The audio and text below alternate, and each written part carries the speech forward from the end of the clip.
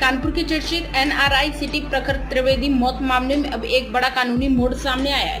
मुख्य न्यायिक मजिस्ट्रेट की अदालत ने थाना नवाबगंज पुलिस को मामले में 7 दिनों के भीतर एफआईआर दर्ज कर कार्रवाई करने के निर्देश दिए। दिसंबर का है जब मैनावती मार्ग स्थित एनआरआई सिटी की 9वीं मंजिल से गिरकर 8वीं कक्षा के छात्र प्रखर त्रिवेदी की मौत हो गई थी। उस समय परिवार की ओर से इसे आत्महत्या बताया गया था। परिजनों के अनुसार होमवर्क पूरा न करने पर ट्यूशन टीचर की शिकायत के बाद दादी ने प्रखर को डांटा था, जिसके बाद उसने कथित रूप से बालकनी से छलांग लगा दी थी।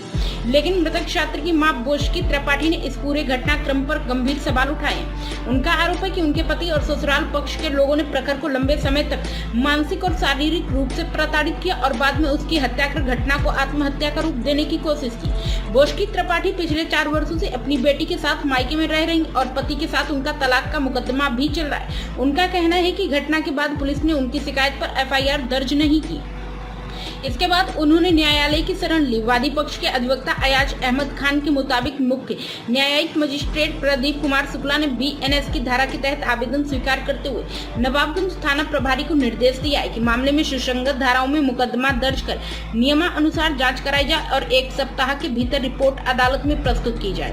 क्राइम संदेश न्यूज से संवाददाता अफजाल हुसैन की रिपोर्ट। दिसंबर माह में एक कक्षा 8 के छात्र ने एनआरआई सिटी में अपार्टमेंट से 9वीं मंजिल से गिरकर मौत हुई थी। संदिग्ध परिस्थितियों में मां ने ससुराल जनों पर गंभीर आरोप लगाए थे, हत्या के आरोप लगाया था। आज माननीय न्यायालय में क्या आदेश हुआ इसको लेकर? जी हाँ, माननीय न्यायालय में 174(3) बीएनएस के तहत एक प्रार्थना पत्र दिया गया था कि संबंधित ना ही कमिश्नर मेरी एफआईआर कर रहे हैं, ना ही संबंधित थाना कर रहा है, कोई मेरी बात को सुन नहीं रहा।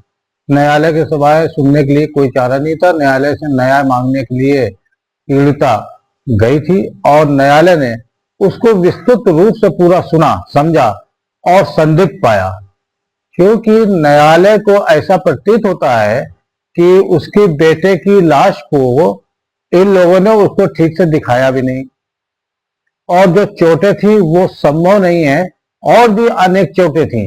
इससे पता चलता है कि उसके साथ कोई न कोई प्रताड़ना की गई और उसको अल्टीमेटली ऊपर से ढकेला गया, ऐसा कुछ संभावनाएं प्रतीत हो रही हैं। अब बाकी जांच का विषय है। कोर्ट ने बाकायदा आदेश किया है कि मुकदमा पंजीकृत कर ले और पंजीकृत कर उसकी विवेचना करे। विवेचना करने के बाद जो भी चार्जशीट वगैरह हो वो न्यायालय में पेश करे और 7 दिन में एक आख्या पेश करे कि मुकदमा दर्ज होके क्या स्थिति है ये बताया जाए। आज न्यायालय का ऑर्डर आया है प्रखर त्रिवेदी मेरे नाबालिग बेटे के केस में, जो कि एफआईआर नहीं 5.5 महीने से दर्ज कर रही थी पुलिस। आज कोर्ट के ऑर्डर आए हैं कि केस दर्ज एफआईआर दर्ज हो, धाराएं निर्धारित हों। मैं 5.5 महीने से क्या झेल रही थी मैं जानती हूँ। मेरा छोटा सा बच्चा जिसको पता भी नहीं आत्महत्या क्या होती है, प्रताड़ना क्या होती है, वो सब कुछ झेल रहा था। उसके शरीर पर 52 चोटें थी। आखिर किस तरीके से मैं मान लेती कि मेरे बच्चे ने आत्महत्या की है। मैं न्यायालय का धन्यवाद करती हूँ। मैं ये भी जानती हूँ कि सामने वाले पक्ष में सब वकील हैं, मुझे किसी भी तरीके से हानि पहुंचाना है या कुछ भी करने के वो प्रयास करेंगे, लेकिन फिर भी मेरा जो ट्रस्ट है न्यायालय पे और पुलिस प्रशासन पर, वो प्लीज बरकरार रखें।